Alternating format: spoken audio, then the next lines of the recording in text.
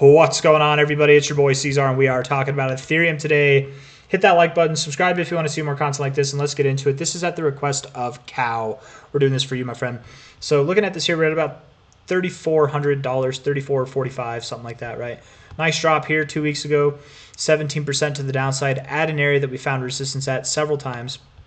Where we went to is actually just above, right? I mean, if you think about it, we found resistance here, we found resistance here, we found resistance here, and this is the only time that we didn't go to these lows. This was the only time, and you know, granted, it's only like a week and a half from that drop. We probably still have time to go lower, but to be completely fair, I mean, we haven't yet, right? This different behavior, finding support at higher lows, different behavior might beget different results. That's all I'm trying to suggest there, right? Something different, at least for now, to hang on to. Not only that, but if you look at the weekly RSI, you've got higher lows coming up here. It looks as though you had this downtrend, right? If we're looking at the RSI, downtrend here, downtrend there on the lows and the highs, and you've broken out of it. It's like you're starting your own trend. And you've gotten into the overboughts and you had a taste, but I think this next move is going to take you. I think you've got higher lows and higher highs to go. I think you will get into that overbought, so I'm probably seeing readings like this, right? And that could lead to a move, something similar to what you saw back in March, but coming out of this overall zone here. You know, could you see prices up above $5,000 by the end of this next move? It's possible, right? Very, very, very possible, and beyond, right? And I think actually if we use this high here to this low, the suitable targets would be basically at a minimum about $5,000. The maximum would be at about $6,155, and you absolutely could go higher. Pulling back like this, high to low, going all the way up here, and then pulling back to your golden ratio to find support, it's a very powerful move. Being that, I'm sorry, I just like stalled right there. Being that you found support on the 618 could be suggested that you'll find resistance on the 618, right? You tend to see these things ping pong from each other. Maybe you do, maybe you don't. You're also pretty deep in this range, so don't be surprised if you don't make a straight shot for the 1618. Maybe that's where you top inevitably, but perhaps you kind of ping pong in this range first before you get there, right? I would expect at least some resistance around $5,000. If you don't find resistance there, I'd be surprised. But if you don't find resistance at 5,000, then you will find resistance at 54. I would suspect some kind of short frame of consolidation there, and then you probably do continue your move up to about 6,000. I suspect you'd be there by the end of February, maybe by the end of March even. And you could be at higher prices than that even. It's very possible. If we're looking at that fib there, just for what that's worth, from a high to a low,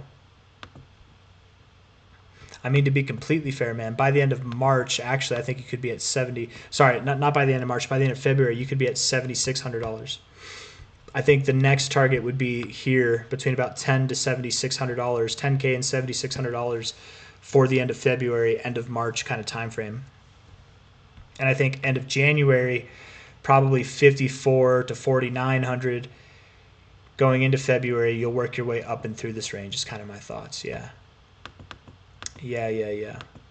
And I know that anybody watching this video right now, you might be like, okay, well, where are you getting all this time frame from? I just made a Bitcoin video that really details that time frame. If you want to, if you're curious and you want to actually see that, just watch. It's this one. It's the only one that doesn't have like, it's the only one with an actual picture on it, right? Bitcoin's next move, that one.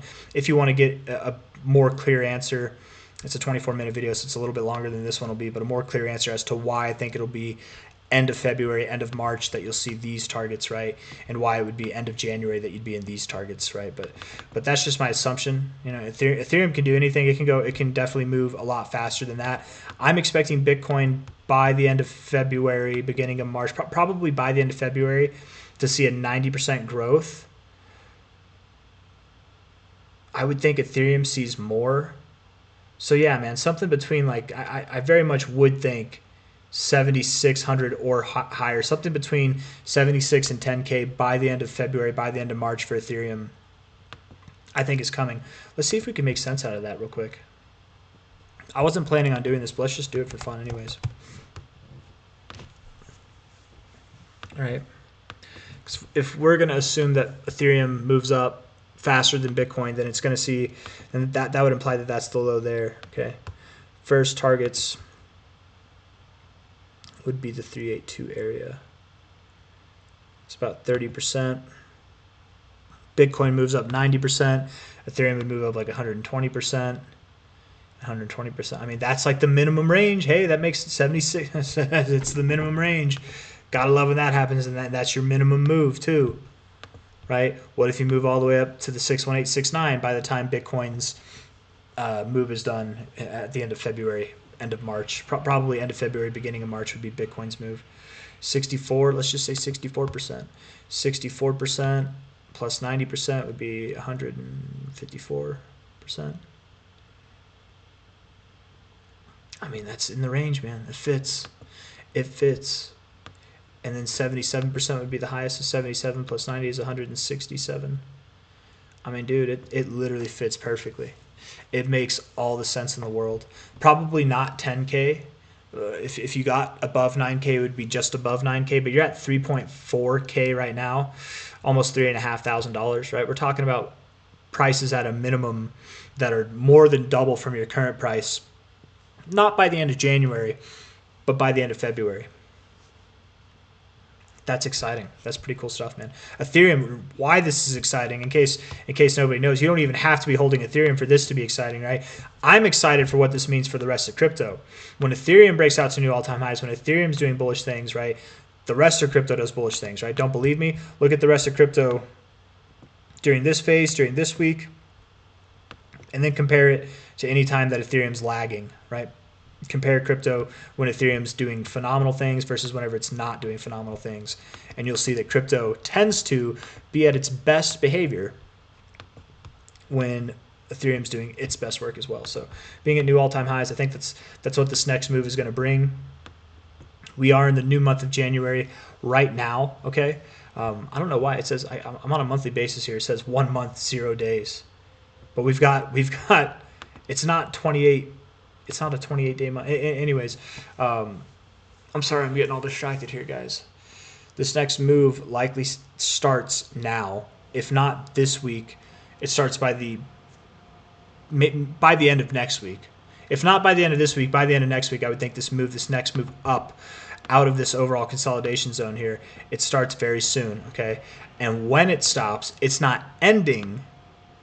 Likely it's not ending until at least $7,600, if not as high as about just over $9,000. And those targets will happen by the end of February, sometime in March, something like that is my expectation.